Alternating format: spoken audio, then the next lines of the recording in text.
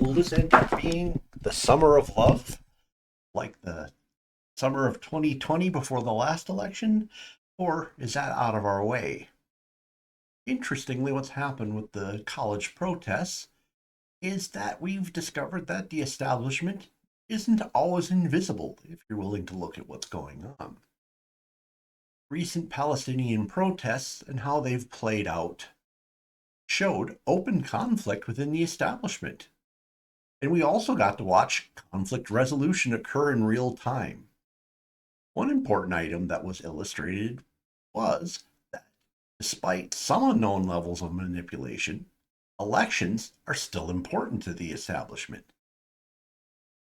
So, what groups were in play here? First, we have the colleges, which are the incubators or wombs of CRT and DEI agenda. We have legacy media, which has strong attachments to the colleges, but are far more subordinate to the businesses who advertise with them, as well as being subordinate to the government bureaucracy.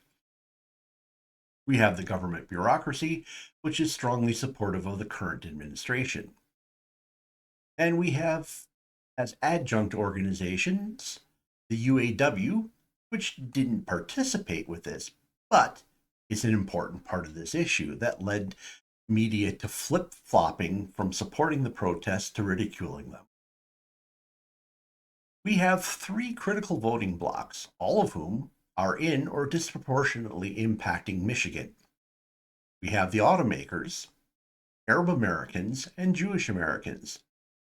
The auto workers are flipping due to the Biden administration's electric vehicle policy. The Arab Americans don't like what is happening to the Palestinians. American Jews are losing their patience with the Biden administration's virtue signaling to Palestine. So, why Michigan? It's where one of the largest populations of Arab Americans live. Michigan is also very strongly in play for the presidential election. And Joe Biden probably can't win the presidency without Michigan. So, how did all this happen? Israel has occupied the position of the red-headed stepchild of the neoliberal order for many years. On one hand, it's recognized that it's the only nation in the area that has Western civilization influences. But on the other, it's always a fly in the ointment of getting the Arab states and Iran into the neoliberal order. The other problem with Israel is that its own existence depends on being nationalistic. Nationalism is contrary to the trending zeitgeist of the neoliberal order. Another element of what is going on is the spawn of 60s radicalism. This radicalism had strong underpinnings of Marxism and movements that were essentially Marxist ideology, just without Marx. When the revolutionary impulse of the 60s ran out of steam, much of these neo-Marxist and Marxist-adjacent activists were absorbed into academia. These movements would create incubators that would create movements and thought concepts such as DEI, CRT, which would ultimately lead to Black Lives Matter. Those who embrace the CRT DEI matrices are now what some would term the woke, or what I prefer to call them, the regressive left. Progressives allowed these ideas to propagate. I suspect the reason was similar to why they were absorbed into the colleges in the first place. Their zealotry makes them great foot soldiers.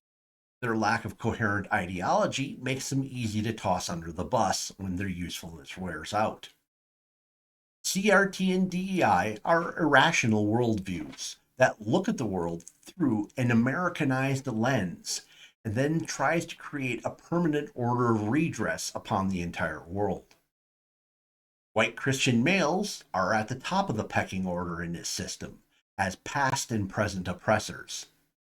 The oppressed are then matrixed out underneath by gender, race, orientation, ethnicity, and any else other thing you can come up with. So within this worldview, because it's looked at entirely through American eyes, Jews are white Europeans. And typically, they seem to do better statistically than the rest of the population. They have an advantage in wealth and education. Now, it doesn't matter that Middle Eastern Jews of other hue are the majority in Israel and then Jews of European descent are the minority. As for DEI and CRT, if Jews are white and European in the United States, then they're white and European everywhere else as well. So the movement for Palestinian sympathy comes from the CRT DEI hierarchies. This Palestinian sympathy had a certain usefulness to the neoliberal order, as it allowed the order to appear well disposed to the Palestinian plight, while at the same time maneuvering Israel to take a more prominent place in the neoliberal order. The neoliberal order has wanted to build an Arab NATO since the 60s. The existence of Israel has thwarted this. Arab nations aligning themselves to the Soviet bloc forced the neoliberal order to accept Israel as part of the team, although with a great deal of loathing. The fall of the Soviet Union, and also being followed by Iran becoming a foil to the neoliberal order, laid the groundwork for an anti-Persian NATO.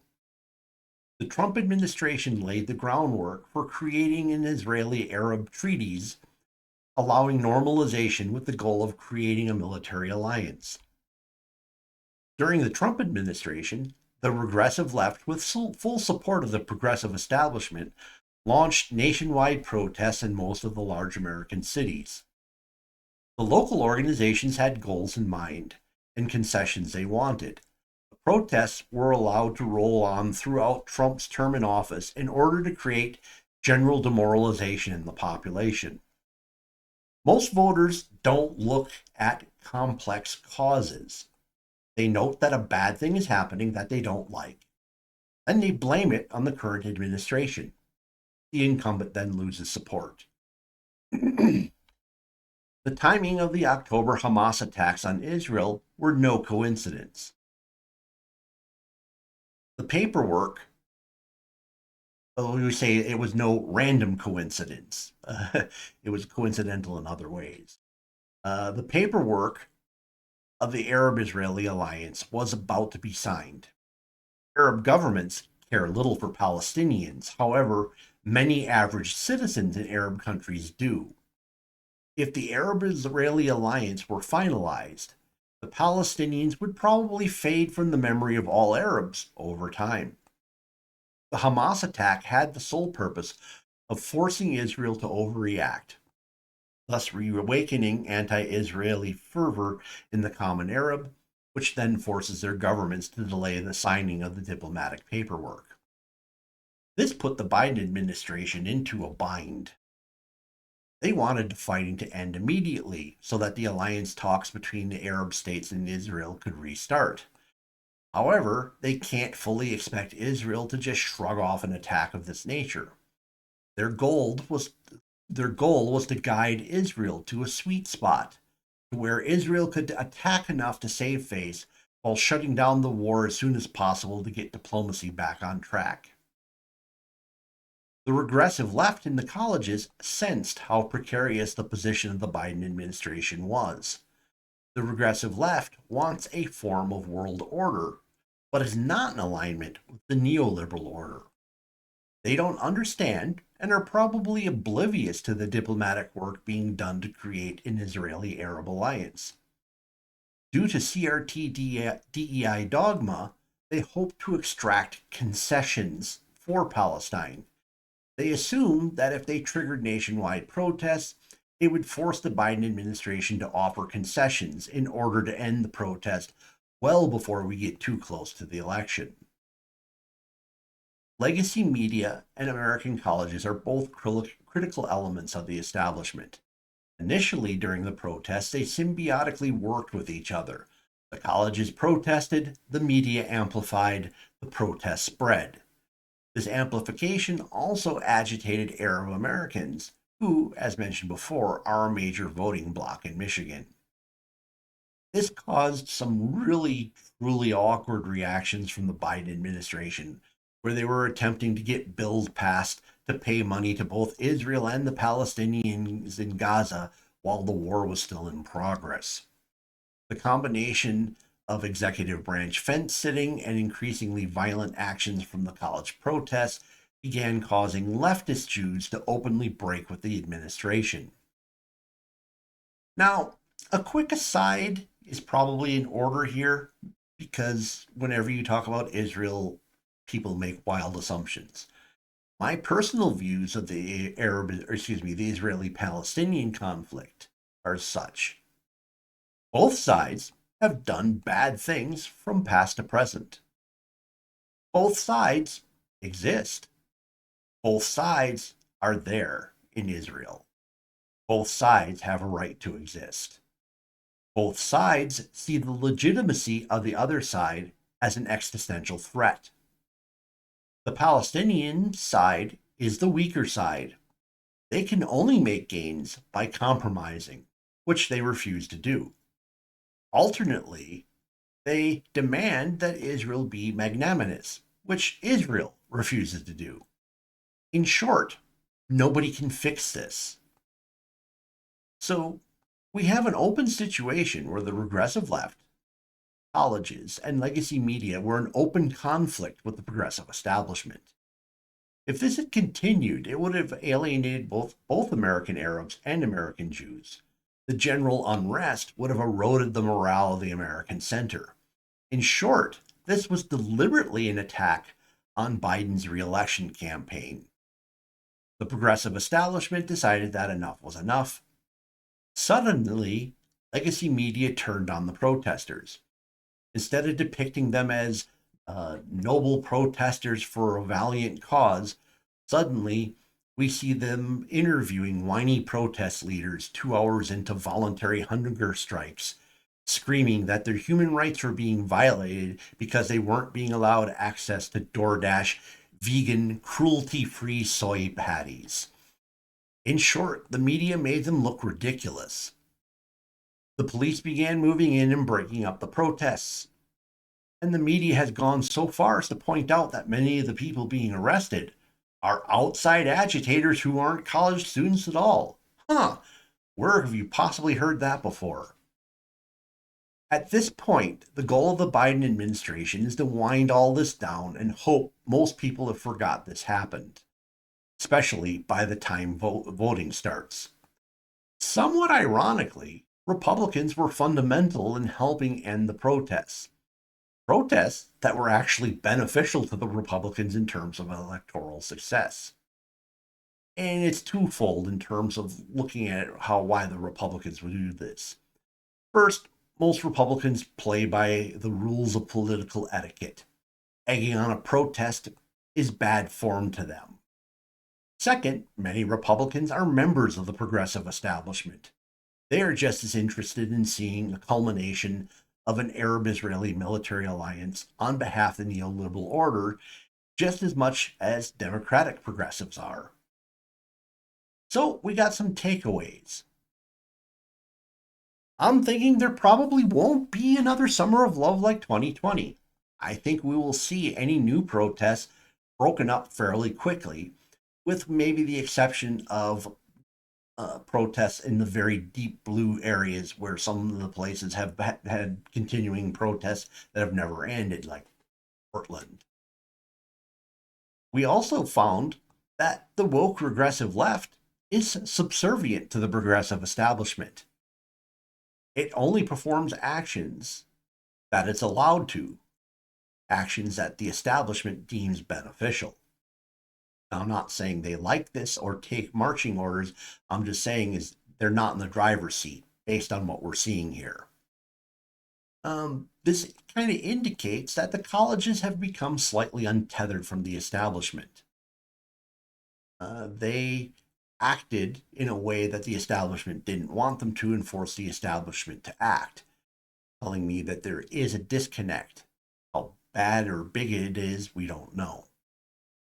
We also found out that legacy media is still on the establishment leash and can be brought to heel at a moment's notice. I mean, we've seen this repeatedly over the last 6 or 7 years, where media literally turns on a dime on a particular topic when it no longer is comfortable to be in that topic.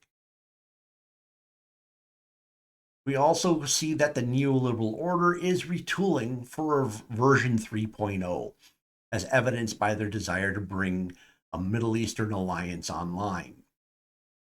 Ultimately, it's unclear if the damage done to the Biden administration is deep enough to ruin a Biden victory. Still a long ways to go to the election.